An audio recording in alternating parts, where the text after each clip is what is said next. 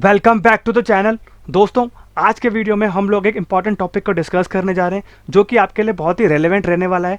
और दोस्तों, वो आपका टॉपिक रहेगा जीएसटीआर 9 और 9C, क्योंकि दोस्तों जीएसटीआर 9 और 9C की फाइलिंग की ड्यू डेट आपकी नज़दीक आ रही है। और दोस्तों, हम लोग ये डिस्कस कर लेते हैं एक टैक्स पेयर के ऊपर जीएसटीआर 9 और 9C कब एप्लीकेबल होती है और उसकी टर्नओवर की लिमिट क्या होती है, और अगर आपने ड्यू डेट के बाद फाइल करी तो आपके ऊपर कौन कौन सी लेट फीस यहाँ पर एप्लीकेबल हो जाएगी। और दोस्तों, फाइनेंशियल ईयर 23-24 में कौन कौन से रेलेवेंट चेंजेस जो हुए हैं वो भी हम लोग डिस्कस करेंगे। और दोस्तों, ये भी डिस्कस करेंगे एक टैक्स पेयर को कौन कौन सी रेलेवेंट टेबल्स में इंफॉर्मेशन डालनी है जिससे कि आपकी जीएसटीआर 9 और 9C स्मूथली फाइल हो जाए और आपको कोई यहाँ पर दिक्कतों का सामना ना करना पड़े। तो दोस्तों, वीडियो को पूरा देखिएगा एंड स्किप मत करिएगा, जिससे कि आपको भी आपकी जीएसटीआर 9 और 9C फाइल करने का तरीका समझ में आ जाए और आपको कहां कहां डाटा डालना है और कौन कौन सा डाटा ऑटो पॉपुलेटेड होकर आएगा वो भी हम लोग यहां पर देख लेंगे। तो दोस्तों, वीडियो को कंटिन्यू करते हैं।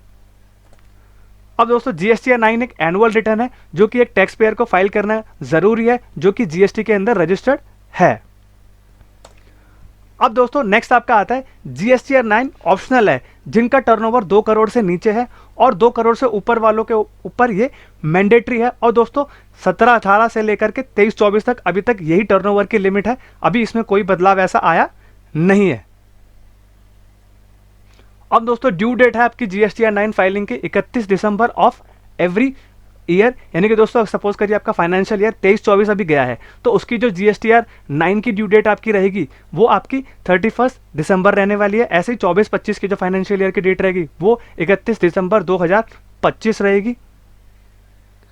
अब दोस्तों, जीएसटीआर 9 जो है वो आपका auto drafted sale and purchase detail है। दोस्तों, अगर आपने जीएसटीआर 1 और जीएसटीआर 3 भी जो फाइल किए हैं उसी के बेसिस पे आपका जो जीएसटीआर 9 है वो जनरेट होता है।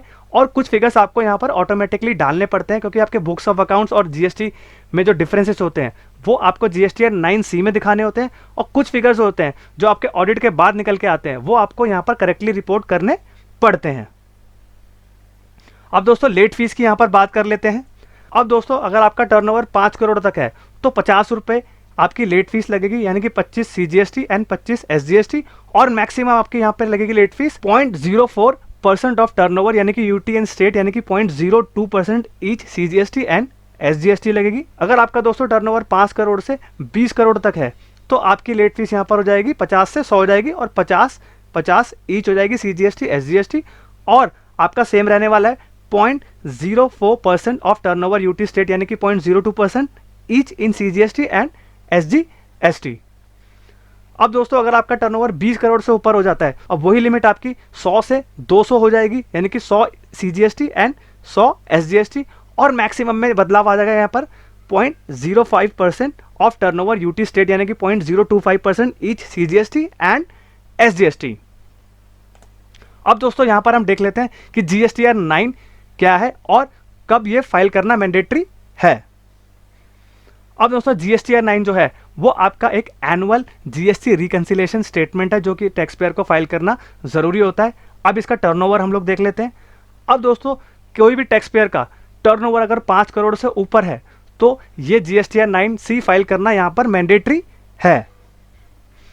अब थर्ड दोस्तों आपका यहाँ आता है जीएसटीआर 9 जो स्टेटमेंट है वो आपका जीएसटीआर 9 एनुअल रिटर्न और आपका जो ऑडिटेड डाटा है उसका ही यहाँ पर है ये डिफरेंस है। यानी कि दोस्तों, अगर सपोज करिए आपके ऑडिट में कुछ और निकला है और आपने रिटर्न्स कुछ और भरे हैं तो उन दोनों का जो भी डिफरेंस होगा वो आपको जीएसटीआर 9C में रिपोर्ट करना है। दोस्तों, मैं एग्जांपल के लिए आपको बताता हूँ, सपोज करिए आपने आईटीसी कम ले रखा था, लेकिन अगर आपका आईटीसी यहाँ पर ऑडिट के टाइम पे ज़्यादा निकल के आया है तो जो आपने आईटीसी कम लिया है उसका जो आपका बन रहा था उसमें से डिफरेंसेस निकालेंगे, और जो अगर आपका आईटीसी बनता है लेना वो आप अपना क्या करेंगे जीएसटीआर 9C में आपके बिल वाइज यहाँ पर डिटेल्स डाल देंगे।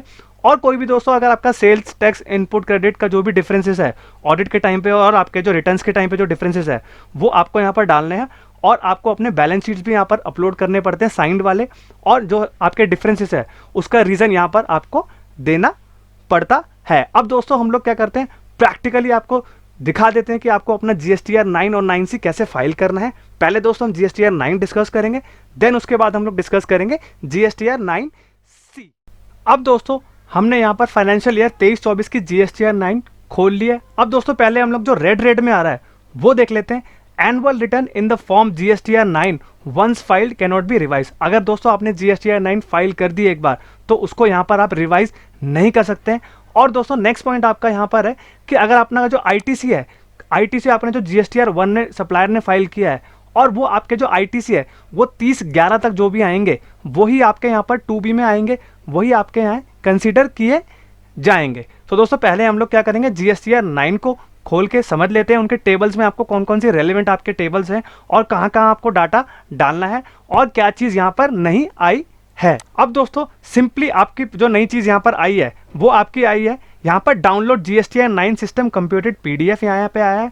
और जो आपकी GSTR 1 की जो समरी है सारा पूरे साल का वो आपका यहाँ पर डाउनलोड करेंगे तो यहाँ पर डाउनलोड करके आपका पूरा समरी आ जाएगा।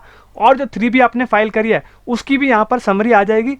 और दोस्तों आपका जो टेबल 8 की समरी है वो भी आपके यहाँ पर आ जाएगी। अब दोस्तों हम लोग एक एक जो रेलेवेंट टेबल है आपके लिए वो हम लोग एक बार डिस्कस कर लेते हैं। अब दोस्तों पहला आपका जो टेबल 4 है यहाँ पर आपका आ रहा है details of advance inward and outward supply made during the financial year on which tax is payable. अब दोस्तों आपने जो यहाँ पर आउटवर्ड सप्लाईज किए और रिवर्स चार्जेस हैं वो आपके अगर आपने पे किए हैं तो वो यहाँ पर आ जाएंगे आपके। यहाँ पर दोस्तों अगर आप देख सकते हैं तो यहाँ पर पहले आपका जो ए कॉलम आ रहा है सप्लाइड मेज टू अनरजिस्टर्ड डीलर, यानी कि आपने जो B2C के कॉलम में दिखाए होंगे वो डाटा भी आ जाएगा। B2B वाला भी डाटा यहाँ पर B कॉलम में आ जाएगा। और आपने कोई जीरो रेटेड सप्लाईज किया है, एक्सपोर्ट किया है और उस पर जो आपने टैक्स दिया है वो भी आ जाएगा। और आपके डीम्ड एक्सपोर्ट्स भी आ जाएंगे। तो दोस्तों अगर आपके यहाँ पर रेलेवेंट जो आपके कॉलम्स है मेन आपका अगर सब एक नॉर्मल टैक्स पेयर की बात करूँ तो आपके B2C और B2B है। और अगर आपके जीरो रेटेड है, एक्सपोर्ट है तो वो भी अगर आप यहाँ पर डाल सकते हैं। और दोस्तों सपोज करिए यहाँ पर आपके क्रेडिट नोट और डेबिट नोट्स हैं जो आपने इशू किए हैं और जो आपके सप्लायर ने डाले हैं आपके बिहाफ पे वो भी आप यहाँ पर डाल सकते हैं। अब नेक्स्ट दोस्तों यहाँ पर आपका आता है details of outward supply made during the financial year on which the tax is not payable, यानी कि जीरो रेटेड सप्लाईज की यहाँ पर मैं बात कर रहा हूँ। यहाँ पर आपका सारा जीरो रेटेड से रिलेटेड डाटा यहाँ पर आ जाएगा।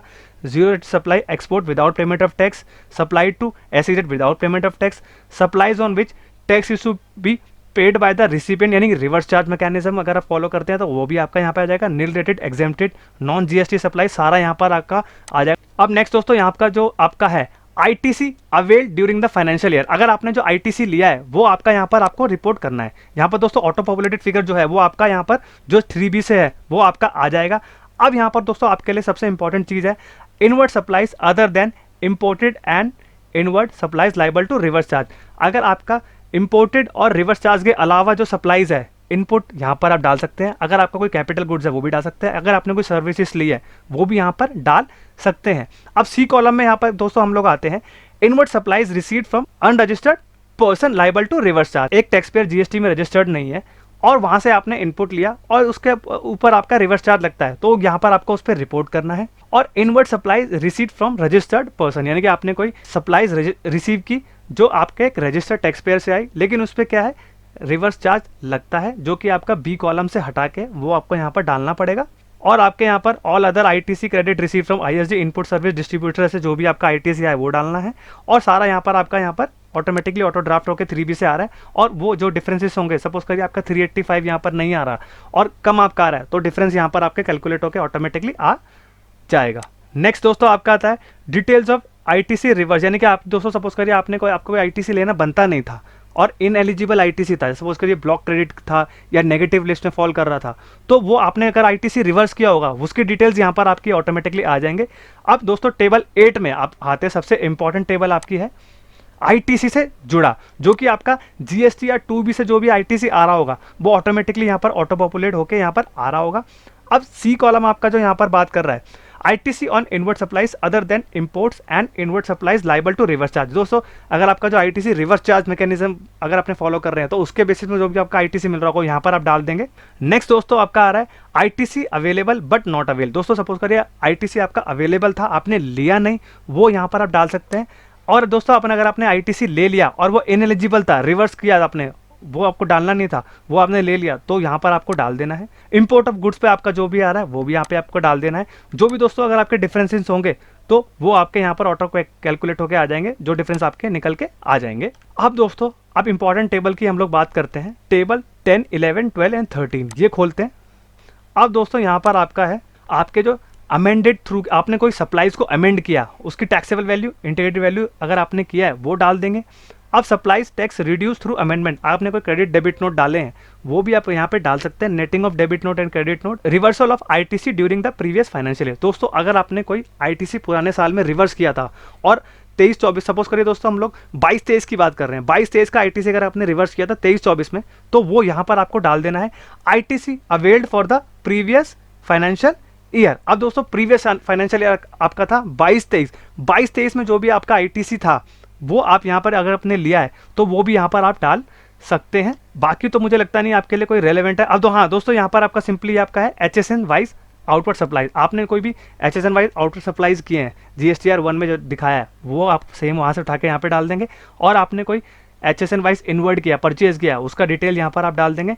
और दोस्तों उसके बाद क्या करेंगे, आप अपना कंप्यूट लाइबिलिटीज़ पे क्लिक करेंगे और उसके बाद यहाँ पर प्रोसीड टू फाइल करेंगे और आपका यहाँ पर क्या है GSTR 9 आपका सबमिट हो जाएगा। और दोस्तों अगर आप अपना GSTR 9 देखना चाहते हैं कि आपने क्या क्या डाटा डाला है और कैसे कैसे आपकी लाइबिलिटी कैलकुलेट होकर आ रही है, तो यहाँ पर PDF और यहाँ पर आप अपना एक्सेल भी देख सकते हैं। अब आपका GSTR 9C ओपन क्यों नहीं हो रहा है यहाँ पे दोस्तों, अगर हमें GSTR 9C ओपन करना है तो हमको यहाँ पर क्या है GSTR 9 फाइल करना पड़ेगा। उसी के बाद आपका जो भी डिफरेंसेस के कॉलम्स आएंगे वो आपके GSTR 9C में ऑटोमेटिक पॉपुलेट होके आएंगे और कौन कौन सी डिटेल्स आपको फिल करनी है वो तभी आपको यहाँ पर पता चलेगा। तो दोस्तों अब जब हम प्रैक्टिकली फाइल करना सीखेंगे तब मैं आपको यहाँ पर सिखा दूंगा GSTR 9 से आपको कैसे फाइल करना है। तो दोस्तों अगर ये वीडियो इन्फॉर्मेटिव लगी हो और आप अपना GSTR 9 फाइल करना सीखे हो तो दोस्तों इस चैनल को लाइक, सब्सक्राइब एंड शेयर करिए एंड बेल आइकन भी प्रेस कर दीजिए, जिससे कि मैं आपके लिए ऐसे ही important videos and updated videos लेके आता रहूँ। I hope you like this video. Thank you very much and have a nice day. And दोस्तों वीडियो में कमेंट जरूर करिएगा, जिससे कि हम लोग ऐसे ही आपके लिए इंपॉर्टेंट वीडियोस लेके आते रहें, जिससे कि आप कुछ यहाँ पर सीख